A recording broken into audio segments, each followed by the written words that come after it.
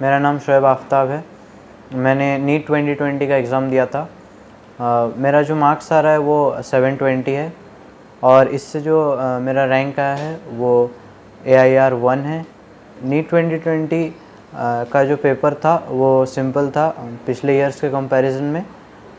एक अगर मैं ब्रीफ ओवरव्यू की बात करूँ, नीट जो है मेडिकल कॉलेजेस में एडमिशन का एग्ज़ाम है और नीट में 180 क्वेश्चंस होते हैं जिनको हमें 3 आवर्स में सॉल्व करना होता है, जिनमें 90 क्वेश्चंस बायोलॉजी के होते हैं और 45 क्वेश्चंस फिज़िक्स और केमिस्ट्री में होते हैं। इसके अलावा नीट का जो पैटर्न है वो पूरे NCERT पे बेस्ड होता है और जो बाहर के कुछ क्वेश्चंस होते हैं वो काफ़ी कम होते हैं। अगर हम NCERT पढ़े तो उससे ज़्यादातर क्वेश्चंस हमारे सॉल्व हो जाएंगे। मेरे बारे में अगर मैं बोलूँ तो मैं 11th से सीरियस हुआ नीट प्रिपरेशन में। 10th तक जो मेरा होम टाउन है राउरकेला, जो कि उड़ीसा में है, वहाँ पर मैं ICSE बोर्ड में था और 10th पे जो मेरा परसेंटेज आया था वो 96.8 था। उसके बाद में 11th में कोचिंग सिटी कोटा में आ गया। यहाँ पर मैंने सर्वोदय स्कूल में एडमिशन लिया और LN जो कोचिंग है वहाँ पे मैंने एडमिशन लिया। इसके अलावा मैंने कुछ और इंस्टीट्यूट के DLP भी लिए, जैसे आकाश का मैंने DLP लिया था और फिर उसके अलावा मैंने कुछ ऑनलाइन प्लेटफॉर्म्स को भी यूज़ किया था। लेकिन मेनली जो मेरा पढ़ाई का जो मैटर था वो LN से आता था और LN का ही मैं क्लासरूम स्टूडेंट था और LN से मैं क्लासेस भी करता था। अगर मैं फ़िज़िक्स की बात करूँ, फ़िज़िक्स का जो मेरा मेन स्ट्रेटेजी था वो ये था कि कॉन्सेप्ट्स को अच्छे से समझना, क्योंकि क्वेश्चंस बहुत अलग अलग टाइप के हो सकते थे। मैंने कोशिश हमेशा ये किया कि सारे टाइप के क्वेश्चंस मेरे कवर हो जाए, लेकिन ये भी था कि अगर कोई नया टाइप का क्वेश्चन आ जाए तो भी मैं उसे फेस कर सकूं। फ़िज़िक्स में 2 पार्ट होते हैं, थ्योरी होता है और क्वेश्चन वाला पार्ट होता है, न्यूमेरिकल वाला पार्ट होता है। तो जो थ्योरी बेस्ड जो क्वेश्चंस होते हैं वो मेनली NCERT से आते हैं, तो NCERT तो थ्योरी के लिए मस्ट है। इससे अलावा अगर हमें और अच्छे तरीके से थ्योरी को समझना है फ़िज़िक्स के, तो हम HC वर्मा जो बुक है उससे हम थ्योरी को समझ सकते हैं। फ्रीडम 75 आजादी की 75वीं वर्षगांठ पर एक बेहद खास डिस्काउंट। नीट क्रैश कोर्स केवल 999 रुपए में। अधिक जानकारी के लिए विजिट करें prime.tktindia.in। और उसके अलावा क्वेश्चन प्रैक्टिस, जो न्यूमेरिकल बेस्ड जो क्वेश्चंस होते हैं उनके लिए मैं यही रिकमेंड करूँगा कि आप प्रीवियस ईयर्स के क्वेश्चंस अच्छे से कर लीजिए। और उसके अलावा जो भी आपका कोचिंग है, चाहे वो LN हो, चाहे आकाश हो या कोई और हो, अब उनके कोचिंग के अच्छे से जो क्वेश्चंस दिए हुए हैं वो सब अच्छे से कर लीजिए। हर एक टॉपिक पे क्वेश्चन करना इम्पॉर्टेंट है, क्योंकि क्वेश्चन अब जैसे जैसे नीट का पेपर ईजी होते जा रहा है वैसे क्वेश्चंस कहीं से भी आ सकते हैं। मेनली अब फोकस थ्योरी वाले पार्ट के क्वेश्चंस पे भी शिफ्ट हो रहा है और मेनली जो 12th की NCERT है फ़िज़िक्स में वो और ज़्यादा इम्पॉर्टेंट है मेरे हिसाब से। इसलिए मैंने 11th की NCERT को बस रीडिंग जैसा पढ़ा था और जबकि 12th की NCERT जो बोर्ड में भी हमारे काम आती है, तो इसलिए मैंने उसको अच्छे से याद भी किया था और जो जो इम्पोर्टेंट पॉइंट्स है उनको मैंने समझा भी। और NCERT के कुछ लाइंस थे जहाँ से डायरेक्ट क्वेश्चंस बन सकते थे, वो सबको मैंने अच्छे से पढ़ा था। उसके बाद जो न्यूमेरिकल बेस्ड क्वेश्चंस होते हैं उनके लिए बहुत प्रैक्टिस ज़रूरी है। फ़िज़िक्स जो मेरा स्ट्रॉन्ग पार्ट है, इसलिए मैं उस पर ज़्यादा ध्यान नहीं देता था और सबसे कम टाइम मेरा फ़िज़िक्स में ही जाता था। और इसके अलावा LN में SRG जो ग्रुप है वहाँ पे एक्स्ट्रा फ़िज़िक्स के मटेरियल्स मिलते थे जो कि बहुत हाई लेवल के थे, जिससे हम JEE मेंस या JEE एडवांस के क्वेश्चंस भी सॉल्व कर सके, उनको भी मैं कर लेता था। और फिज़िक्स के कुछ चैप्टर्स इंपॉर्टेंट हैं नीट के पॉइंट ऑफ व्यू से, जैसे थर्मोडायनेमिक्स जिसमें बहुत ज़्यादा वेटेज होता है। कुछ और भी चैप्टर्स है UND जो छोटे हैं लेकिन उनमें से क्वेश्चंस आने की प्रोबेबिलिटी बहुत ज़्यादा रहती है। UND है, ऑल्टरनेटिंग करंट है और भी ऐसे कुछ टॉपिक्स है। और फिज़िक्स में हमेशा ये रहता था कि सारे टॉपिक्स को ही मैं इक्वल वेटेज दूं और जो टॉपिक्स इंपॉर्टेंट है उनको थोड़ा ज़्यादा बस। और फिर जब मैं केमिस्ट्री की स्ट्रेटेजी की बात करूँगा, केमिस्ट्री में 3 पार्ट्स हैं, फिज़िकल केमिस्ट्री, इनऑर्गेनिक केमिस्ट्री और ऑर्गेनिक केमिस्ट्री। फिज़िकल केमिस्ट्री की अगर मैं बात करूँ तो थ्योरी बेस्ड क्वेश्चंस बहुत रेयरली पूछे जाते हैं और मेनली न्यूमेरिकल बेस्ड क्वेश्चंस पूछे जाते हैं। और न्यूमेरिकल बेस्ड क्वेश्चंस के लिए मैं यही रिकमेंड करूँगा कि आप अपने कोचिंग मटेरियल जो भी हो, जैसे मेरा एलन था, उसका ही अच्छे से करो और प्रीवियस ईयर के क्वेश्चंस आप अच्छे से प्रैक्टिस कर लीजिए। हर एक टॉपिक पे और हर एक टाइप के क्वेश्चंस करना इम्पॉर्टेंट है, और इससे क्या होगा कि कोई भी अगर टाइप के क्वेश्चंस आए तो हम उसे फेस कर सकें। और थ्योरी वाले जो क्वेश्चंस होते हैं फिज़िकल केमिस्ट्री में, वो बहुत प्रेडिक्टेबल होते हैं क्योंकि वो सेम चैप्टर से पूछे जा रहे हैं। जैसे कुछ चैप्टर्स है, सॉल्यूशंस हो गया, उसमें से थोड़ा बहुत थ्योरी का पूछा जा सकता है। और एक दो है एनसीईआरटी फ़िज़िकल केमिस्ट्री के लिए मैं इम्पॉर्टेंट उतना नहीं समझता, लेकिन इनऑर्गेनिक और ऑर्गेनिक की एनसीईआरटी बहुत इम्पॉर्टेंट है। फ़िज़िकल केमिस्ट्री के लिए एक और बुक आती है नरेंद्र अवस्थी, जो कि मैंने सॉल्व किया था, लेकिन जब एम्स कैंसिल हो गया तो मैंने उसे फिर से सॉल्व नहीं किया। मैंने एक बार सॉल्व करा था और फिर एम्स कैंसिल होने के बाद उतना इम्पॉर्टेंट नहीं है कि आप हाई लेवल के क्वेश्चंस करो। जनरली जो नीट लेवल के क्वेश्चंस होते हैं जो कोचिंग के मॉड्यूल्स में दिए जाते हैं, उतना तक ही करना सही है। और जब मैं इनऑर्गेनिक केमिस्ट्री की बात करूँगा तो वहाँ पे थ्योरी बेस्ड क्वेश्चंस ही होते हैं, तो उसके लिए एनसीईआरटी बहुत इम्पॉर्टेंट है। हर एक चैप्टर की एनसीईआरटी के अलावा या तो कोचिंग में जो नोट्स दिए जाए वो आप पढ़ लीजिए, या फिर अगर आप सेल्फ स्टडी करते हो तो आप खुद से नोट्स बनाओ, क्योंकि उससे क्या है कि जो थ्योरी बेस्ड जो क्वेश्चंस होते हैं वो इजीली हो जाएंगे। मेनली बार बार रिपीट होते हैं इनऑर्गेनिक के क्वेश्चंस, और बहुत आसान भी होते हैं वो, डायरेक्ट एनसीईआरटी के लाइन से क्वेश्चंस आ जाते हैं इनऑर्गेनिक के। तो एनसीईआरटी मेन है इनऑर्गेनिक केमिस्ट्री के लिए। इसके अलावा वीके जायसवाल की एक बुक है, उसको आप कर सकते हैं, लेकिन वो जब एम्स होता था तो उसी पॉइंट तक इम्पॉर्टेंट था। इनऑर्गेनिक के लिए मैं एनसीईआरटी रिकमेंड करूँगा। ऑर्गेनिक के लिए ये कि जो ऑर्गेनिक में जो कुछ जितने भी चैप्टर्स है, जितने ऑर्गेनिक कंपाउंड्स के यूजेस वाले पार्ट्स है, उनको आप अच्छे से याद कर लो। और फिर कुछ पार्ट्स है जैसे पेपर क्रोमेटोग्राफी वाला सेक्शन है, qualitative and quantitative analysis of compounds वो वाला सेक्शन है। फिर जितने कुछ थ्योरेटिकल चैप्टर्स भी ऑर्गेनिक में, जैसे कि एनवायरमेंटल केमिस्ट्री है, एनवायरमेंटल केमिस्ट्री के अलावा biomolecules, chemistry in everyday life, ये सब जो चैप्टर्स होते हैं, ये सब चैप्टर्स थ्योरेटिकल है। पॉलीमर्स है, ये सबको हमें अच्छे से याद कर लेना है। इनफैक्ट आपको हर एक एनसीईआरटी की लाइन से याद हो तो और बेटर है, क्योंकि नीट में ऑलमोस्ट एनसीईआरटी की लाइन से ही पूछे जाते हैं क्वेश्चंस। और बाकी जो चैप्टर्स है जिनमें रिएक्शंस होते हैं, उनमें रिएक्शंस की मैकेनिज़्म पता होना चाहिए, क्योंकि कहीं भी इंटरमीडिएट्स, उनके जो इंटरमीडिएट्स होते हैं वो इम्पॉर्टेंट है। मैकेनिज़्म याद हो ज़रूरी नहीं है, बस पता होना चाहिए। और जो नेम रिएक्शंस है उनको अच्छे से पढ़ना होता है। और ऑर्गेनिक में बस इतना ही। इसके अलावा एमएस चौहान बोल के एक बुक है, उसको भी आप कर सकते हैं, लेकिन वो उतना इम्पॉर्टेंट नहीं है। जब एम्स था वो ज़्यादा इम्पॉर्टेंट था वो करना। और फिर हम बायो पे आते हैं। बायोलॉजी जो है मेरा थोड़ा वीक था, तो इसलिए ज़्यादातर टाइम मेरा बायोलॉजी में ही जाता था। बायोलॉजी में थियोरेटिकल बेस्ड होते हैं सारे ही, न्यूमेरिकल कुछ होता नहीं है उसमें, तो इसलिए बायोलॉजी में हमें सारा याद करना पड़ेगा। और उस पर मैं मेनली एनसीईआरटी पे फोकस करता था। जब एम्स था तो मैंने कोचिंग के मॉड्यूल्स भी किए थे, और उसके अलावा जो जो टॉपिक्स मेरे वीक थे उस पर मैंने और कुछ भी बुक्स पढ़े, जैसे ट्रूमैन वगैरह। लेकिन ये तब तक ही था जब एम्स था। जैसे एम्स कैंसिल हुआ तब से मैंने ये सारे बंद किए, और फिर मैंने एनसीईआरटी पे फोकस किया। एनसीईआरटी की हर एक लाइन को अच्छे से याद करना ज़रूरी है। ऑलमोस्ट जो हर एक लाइन से अगर कोई क्वेश्चन एग्जैक्ट लाइन से पूछा जाए तो आपको एग्जैक्ट याद आना चाहिए कि हाँ इस लाइन पे ये लिखा था, क्योंकि उससे क्या होता है कि क्वेश्चन सही होने के चांसेस बहुत ज़्यादा हो जाते हैं। और एनसीईआरटी को अच्छे से पढ़ लेना है, बायो में बहुत इंपॉर्टेंट है, और उनके मीनिंग को भी समझना है। इस काम के लिए आप कोचिंग मॉड्यूल्स को यूज़ कर सकते हो कि एनसीईआरटी में जो लाइंस लिखे हैं उसके आप मीनिंग को एग्जैक्ट अच्छी तरीके से समझो, उसके बारे में और थोड़ा पढ़ो। हम बहुत ज़्यादा डेविएट नहीं कर सकते, जैसे कि एम्स जब था तब तो हम बहुत ज़्यादा एक्स्ट्रा पढ़ सकते थे बायो के लिए, लेकिन बायो में जो दो सेक्शंस है, बॉटनी है और जूलॉजी, जनरली जूलॉजी से ही जो बाहर के क्वेश्चंस पूछे जाते हैं, बॉटनी वाले पार्ट से उतना बाहर के क्वेश्चंस नहीं पूछे जाते। जूलॉजी में जैसे ह्यूमन फिजियो वाला पार्ट है, उसमें से ज़्यादातर क्वेश्चंस एम्बिगियस भी आ रहे हैं, तो मैंने उसके लिए और भी कुछ एडवांस्ड जो किताबें हैं वो सब पढ़ा था मैंने, ट्रूमैन वगैरह, लेकिन वो उतना यूज़ नहीं आया, और अभी और फ़ायदेमंद भी नहीं है, क्योंकि अब एम्स कैंसिल हो चुका है। तो बेटर यही है कि आप एनसीईआरटी को ही पढ़ो और एनसीईआरटी के मतलब को अच्छे से समझो, उनके एग्जाम्पल्स भी बहुत लोग कोचिंग मॉड्यूल से करते हैं लेकिन वो एकदम इम्पॉर्टेंट नहीं होते। मेरे हिसाब से आपको सिर्फ जो एनसीईआरटी में एग्जाम्पल्स दिए वही अच्छे से याद होने चाहिए।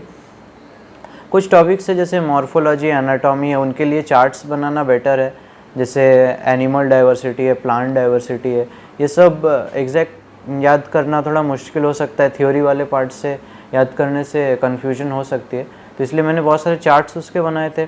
उन चार्ट्स को मैंने अब मेरा जो स्टडी रूम के जो वाल्स पे चिपका दिए और फिर मैं वहीं से पढ़ता था।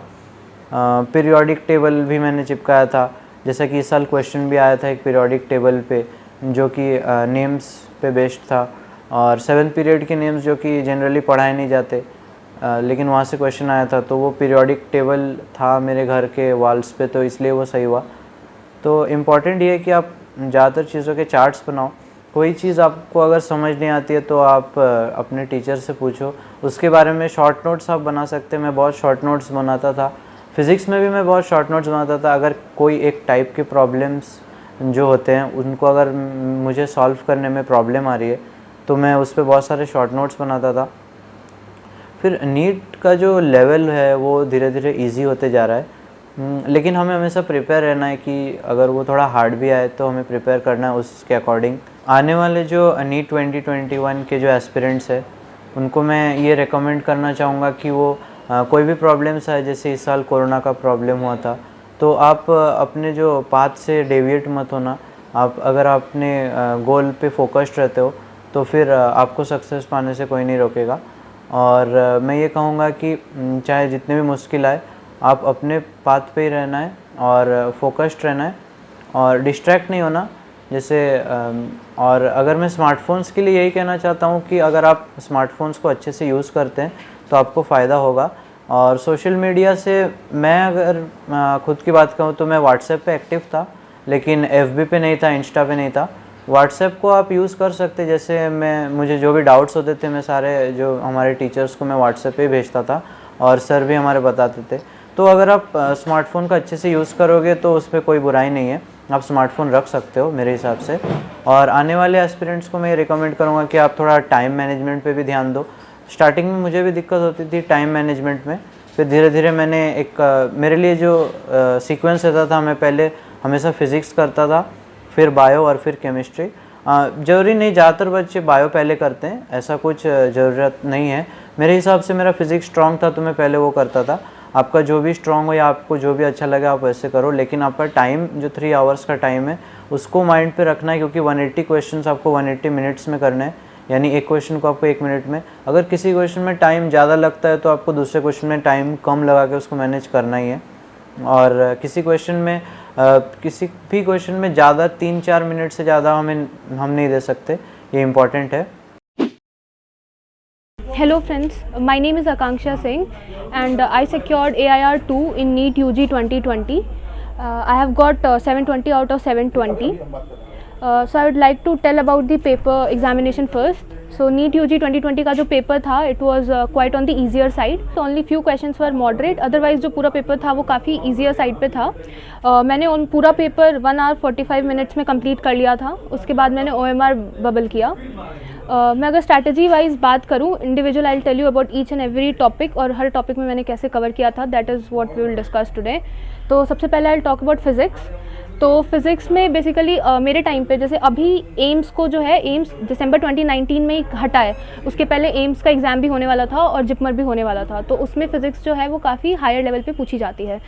इसलिए मैं कभी भी फिज़िक्स मतलब स्टार्ट करती थी तो I started it with reading with my module. सबसे पहले मैं मॉड्यूल पूरा कवर करती थी, उसके सारे क्वेश्चंस करती थी, और हमारे कोचिंग में मतलब हमें gateway to AIIMS, AIIMS explorer और लास्ट लीप ऐसे करके पैकेजेस दिए थे, जिसमें कई सारे मतलब क्वेश्चंस होते थे। तो अराउंड एक चैप्टर कंप्लीट करने के बाद मैं उसके 300 to 400 क्वेश्चंस अटेम्प्ट करती थी।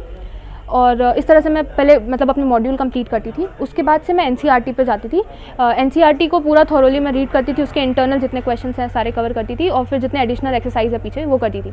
उसके बाद से मोस्टली मैं एचसीवी रीड करती थी एक टॉपिक के लिए।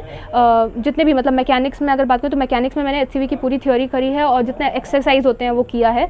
और इलेक्ट्रोमैग्नेटिज्म जो पार्ट आता है 12th में, उसमें भी मैंने एचसीवी पूरी कवर करी है। और थर्मोडायनामिक्स का मैंने एचसीवी से थ्योरी पार्ट पढ़ा है, बट उसका जो एक्सरसाइज है वो मैंने नहीं किया है उसे। उसके बाद से एचसीवी के बाद मतलब मैंने इरोडोव भी सॉल्व करी है। इरोडोव से मैंने मैकेनिक्स और इलेक्ट्रोमैग्नेटिज्म पूरा कंप्लीट किया है। और फिर मैंने अनुराग मिश्रा की वॉल्यूम 1 और वॉल्यूम 2 करी है। ये मैं पूरा फिजिक्स में ओवरऑल मैं चीज़ें करती थी। अभी अगर मैं सिर्फ नीट की बात करूँ स्पेसिफिकली तो इरोडोव और अनुराग मिश्रा करने की कोई ज़रूरत नहीं है, वो एम्स के लिए मैंने किया था। बट अभी आपको नीट पे फोकस करना है और नीट पे फोकस करने के लिए आपको एनसीईआरटी पे एकदम फोकस्ड रहना है, उसी को करना है। और एनसीईआरटी के अलावा आप मतलब प्रीवियस ईयर के पेपर्स अटेम्प्ट करो। नीट के जितने प्रीवियस ईयर के 20 ईयर्स के पेपर हैं वो आप सारे अटेम्प्ट करो और उससे रिलेटेड जितने भी बाहर के क्वेश्चंस हो सकते हैं वो आप फिजिक्स में करो। I think that will be enough.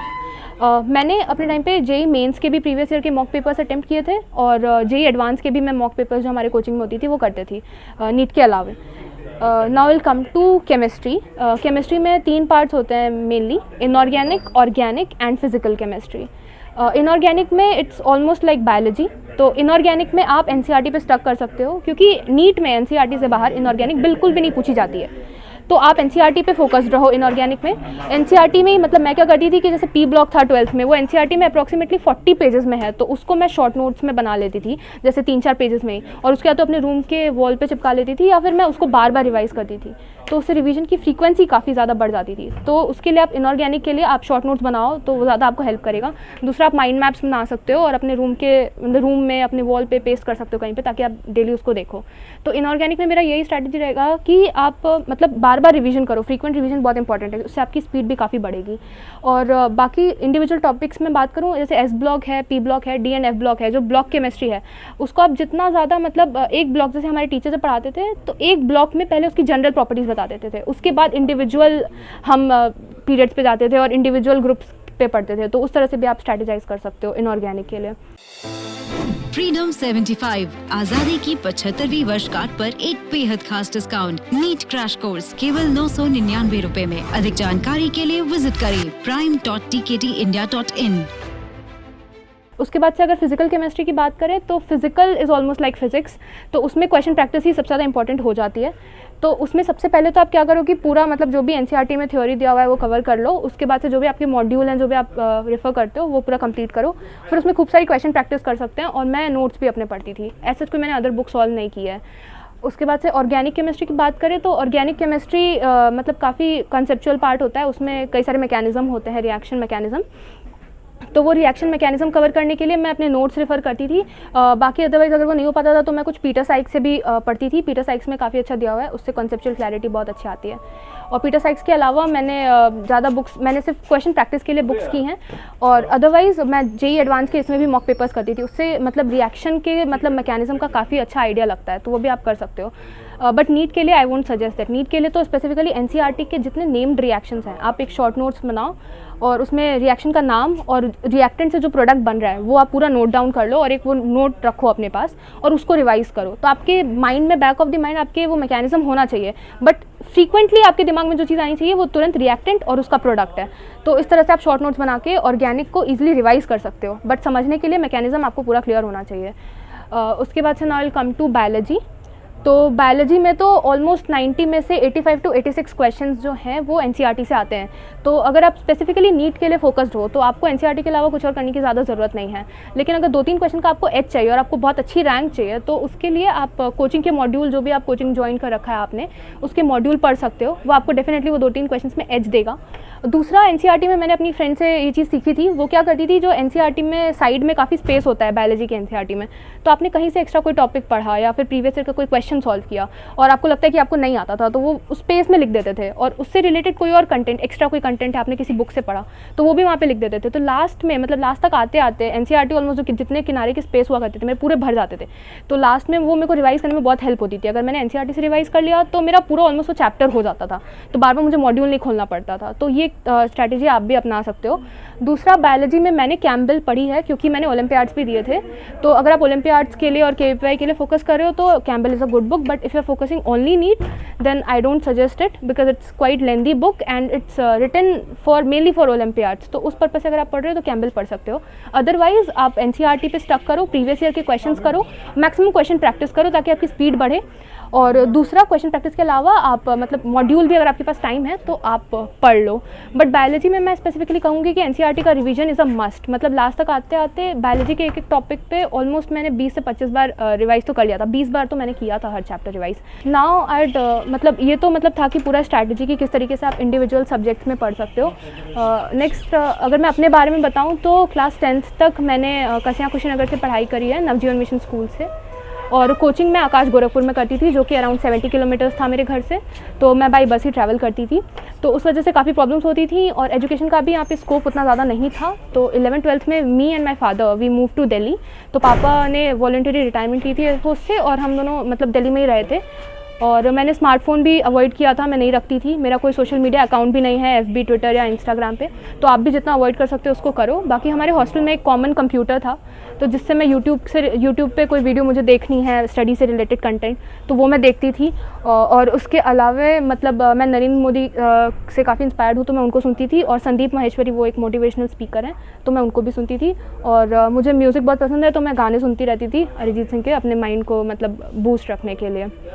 This was what I had to say. मैं आगे जाके मतलब एम से MBBS करना चाहती हूँ, होपफुली वो मुझे मिल जाएगा। उसके बाद से मैं न्यूरोसर्जन बनना चाहती हूँ और न्यूरोलॉजी के फील्ड में रिसर्च करना चाहती हूँ। और जो लोग मतलब अभी इसको देख रहे हैं उनको मेरा तरफ से ये सजेशन है और मैं ये एडवाइस उनको करूँगी कि always keep your dreams, your aspirations very high और उसको अचीव करने के लिए whatever it takes give it. मतलब जितना आपको हार्डवर्क करना पड़ रहा है आप करो, कभी पीछे मत हटो। और ये चीज़ मत देखो कि 1 घंटा पढ़ लिया चलो रहने देते हैं। जब तक एक टॉपिक ख़त्म नहीं हो जाता, मीन्स यू स्टार्टेड तो you have to end it, तो वो उसको टाइम लिमिट में मत बाउंड करो। जब तक वो कंप्लीट नहीं हो जाता, ईजी मॉडरेट डिफिकल्ट पूरा कंप्लीट करो उसको। जितना डीप अंडरस्टैंडिंग आप रखोगे चैप्टर की बाद में आपको उतना ईजी होगा। तो that is what I want to say कि do smart work along with hard work and that will definitely pay you success. Hello everyone, I am Snikita Tumala and I secured All India Rank 3 in NEET UG 2020. I got 715 marks out of 720. Today I am going to discuss my strategy for NEET.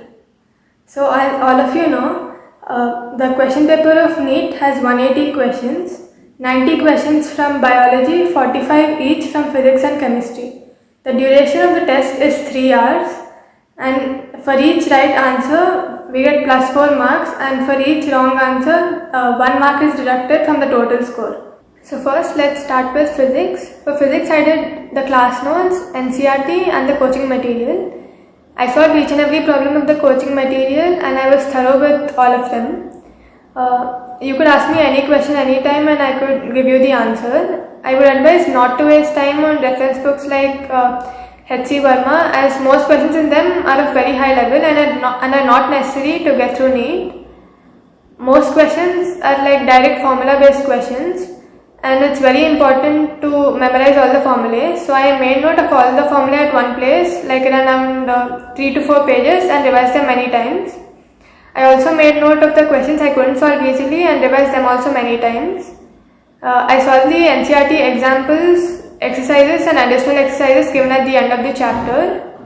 I also solved the previous year NEET question papers, and if you have time you could also solve the JEE main papers. It helps in understanding the concepts thoroughly. And you should also focus on theory part and not neglect it. Around 3 to 4 questions in NEET are direct NCERT statements. So it's important to do that as well. I would advise you to read line by line in the beginning itself and highlight all the important points, and then you could revise these highlighted points many times so that you can become perfect with that. You should focus more on physics theory during the last 1 or 2 months, and by then you should have become perfect with all the problems.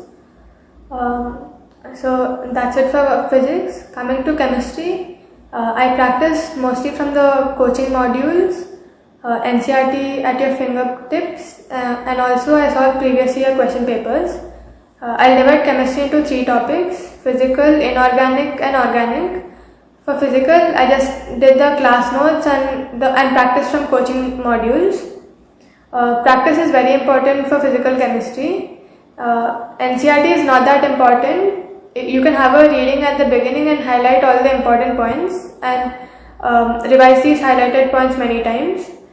Just like physics, I made note of all the formulae and the questions I couldn't solve easily at one place and revised them many times. Coming to inorganic, NCERT is more than sufficient. You should read all the topics line by line and also not leave out the tabular information. This is very important, especially for D and F block elements. Like, you should remember the one with highest value, lowest value, like for example ionization energy. And also electronic configurations are very important for F block elements. Coming to organic, for organic I made a notes with all the important reactions, like writing down the product, reactant, reagent and also the intermediates. Also the name for named reactions.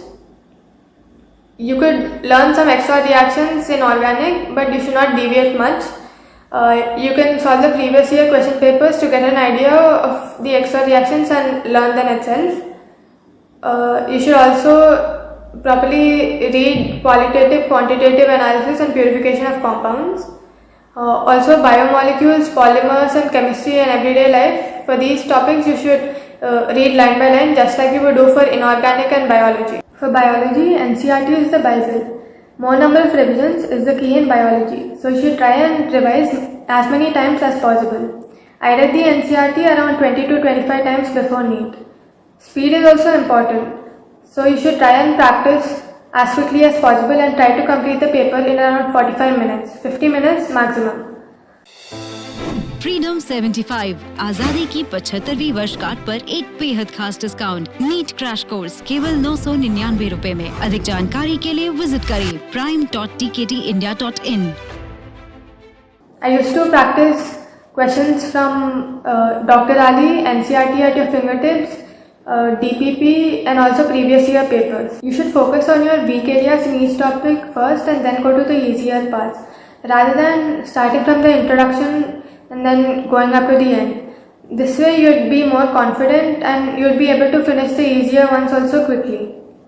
I used to highlight important points with different color pens and then revise these highlighted points many number of times. So I could become perfect with everything in NCERT.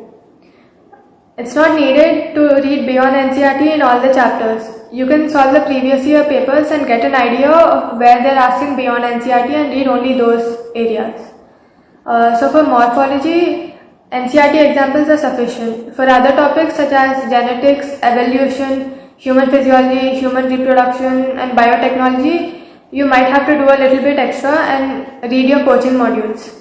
I used to have a whiteboard in my room and I used to write down all the important things in biology such as years or name of scientists that I was forgetting, and also some important things in physics and chemistry. And I read these points once every day before going to bed, and this way I could remember these things also. In the last 1 or 2 months before NEET, you should give as many tests as possible. Get yourself enrolled in some online test series and keep giving your best in every exam. Try to avoid silly mistakes as much as possible. Think that this is the final exam and give your best in everything. Don't get demotivated if you get less marks in any test, and always be focused and keep working towards your goal. Be consistent in reading and read at least for a particular number of hours each day. Work hard, and also smart work is important along with hard work. If you're sincere, and I'm sure that you will achieve your goals. If you enjoyed this video, hit the like button and share it with your friends. Thanks for watching.